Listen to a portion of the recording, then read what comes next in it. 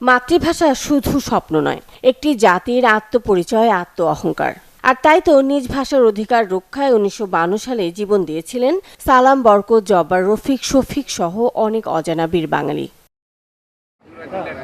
সেই চেতনা হৃদয়ে ধারণ করে ২১ ফেব্রুয়ারি আন্তর্জাতিক মাতৃভাষা দিবসে কমিউনিটি দাদে দো বাংলাদেশ দো পোর্তো এবং এসপাসোটিস যৌথ উদ্যোগে পর্তুগালের উত্তরাঞ্চলীয় ঐতিহাসিক এবং ঐতিহ্যবাহী শহর পোর্তোতে প্রবাসী বাংলাদেশিরা ভাষা শহীদদের স্মরণে একত্রিত হন।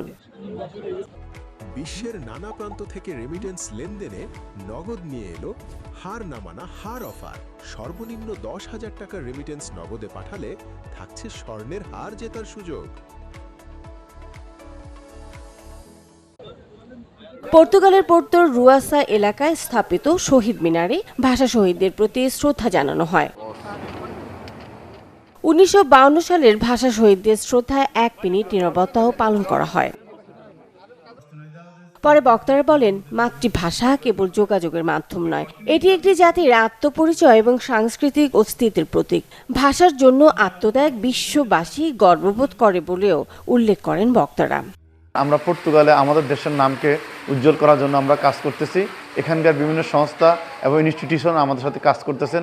বিশেষ করে স্পাসতি এবং সেন্ট্রো সিনেমা বাতাইলা আমাদেরকে বিভিন্নভাবে সহযোগিতা করে যাচ্ছেন।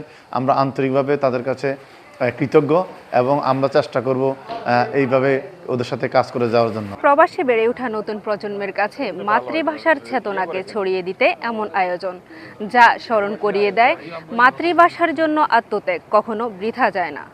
দিনব্যাপী আয়োজনে কবিতা আবৃত্তি, সঙ্গীত এবং আলোচনা সভার মাধ্যমে প্রবাসে বেড়ে ওঠা নতুন প্রজন্মের কাছে মাতৃভাষার গুরুত্ব তুলে ধরা হয়। পরে অনুষ্ঠানের বিভিন্ন ব্যক্তি এবং সংগঠনকে সম্মাননা এবং অনুষ্ঠানের শেষ পর্যায়ে সাংস্কৃতিক পর্ব ও ইন্টারকালচারালিদাদে ২০২৪ তুলে ধরা হয়।